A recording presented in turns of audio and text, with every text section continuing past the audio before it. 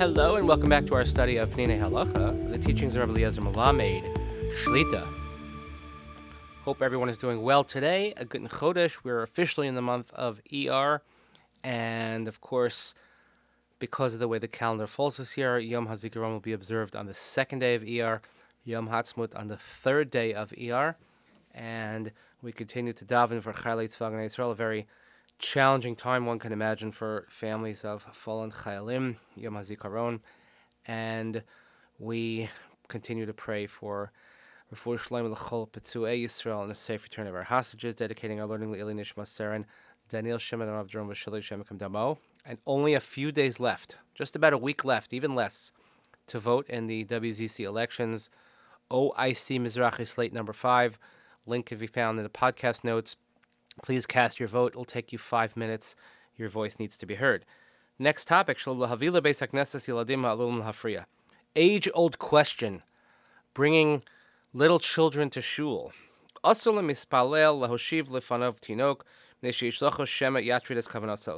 Berurah says that one shouldn't daven in front of a young child, an infant, a tinok, however you define tinok, let's say a baby or an infant, because we're worried that it might disturb your kavanah.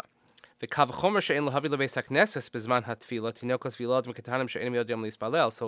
how much more so then, certainly we shouldn't bring to Shul during the time of Tefillah small children that don't know how to daven, because they can disturb people who are davening.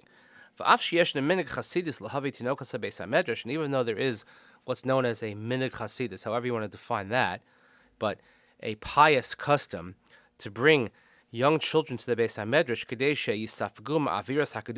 because we want them to soak up the avira, we want them to soak up the environment and be a part of the whole surrounding of learning and davening. Zedafka b'shas limud haTorah v'lo b'shas hatefillah. That's Beis HaMedrash. That's for learning and not for davening. V'gam b'zman halimud yesh lahakbid shelo yafriya. And even during learning, we want to make sure that the children don't interfere. So Rav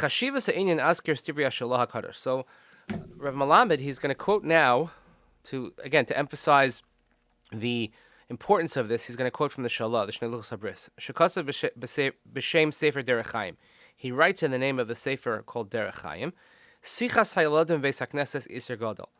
Children talking in shul is a tremendous iser. Ubizman hazeh yesh tinokas b'ayim lebeis hakneses k'dei lases onesh lemiveyehem.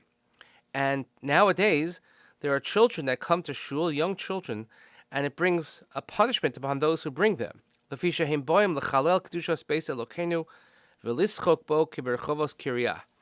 they come and they desecrate the sanctity of our God's home, and they're playing in the shul as if they were playing in the streets. They get up to laugh and play with one another. This one is laughing with this one is hitting the other one. This one's making all kind of a ruckus, and this one's crying. This one's talking, this one is screaming. This one's running over here, this one's running over there. And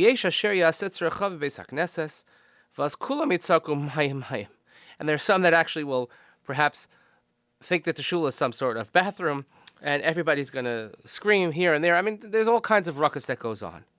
And there are those that the father will put a book, a sefer, in the hand of the child. And you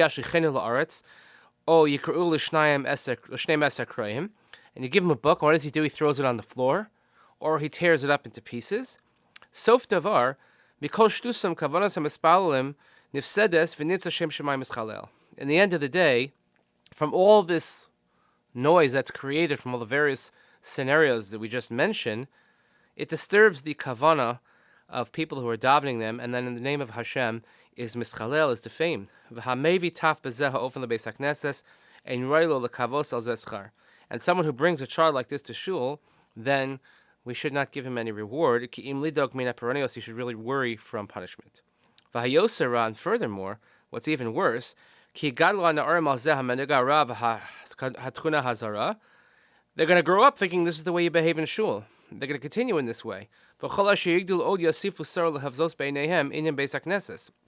going to grow up not learning the proper coverage for a shul, and they can continue embarrassing the honor of a shul. Kedushaso shelo yitnu kavod laTorah. They're not going to have any respect for the sanctity, any respect for the Torah. V'kiven she'avar adam havera v'shana ba hutrolo. And if since this becomes part of their regular behavior, then it seems as if it's mutter to them. I think that's the way you behave. V'gam ki yazkin mimena liyasur. And even when they get older, they're not going to stop this behavior. Sof davar roy la'adam shelo lahavi hatafa katan ma'ol lebeis hakneses. In the end, a person shouldn't bring the very small children into shul, ki yafsid ba'aviv v'liyavich, because you're only going to lose and you're not going to gain any benefit from this. Aval mishiyagia hayel legil chinuch. However, when the child comes to the age of chinuch, adarabba, yavienu lebeis hakneses, when the child's old enough to understand what's going on, you definitely should bring him to shul. V'yilamdu l'sheves be'ema v'yira, and you teach him how to sit properly, with fear and with respect. You don't let them move from their place. And you teach him how to answer amen and answer kaddish and kedusha. And so if let's say you do bring your kid to shul and he starts to disturb in the public eye, let's say you're in the middle of Shmona Esrei and your child starts making a ruckus, you should, in the middle of your own Shemona Esrei, people think if you're in the middle of Shemona Esrei, it can't move, but if your child is disturbing everyone else, you should pick up your child and you should walk out and continue Shemona Esrei outside where you had left off. This is a very, very challenging halacha, especially and I found for people who have become grandparents, because usually the older members of the congregation have no patience for children, even if they're behaving nicely, unless it's their own grandchildren. When it becomes their own grandchildren, then anything goes. So it's kind of funny how that works, where it's someone else's child, it's a problem, but if it's your child, it's not a problem. And here's an area which, unfortunately, we cannot teach, and that's an area called seichel, common sense. So we have to have common sense when it comes to these things, and to understand that if your child, as cute as he might be, and as nice as he might be, and as responsible as he might be for the child, but if they're disturbing the shul, you should take them out, whether it's during the rabbi's talk, whether it's during davening, Shemona Esrei, any part of davening.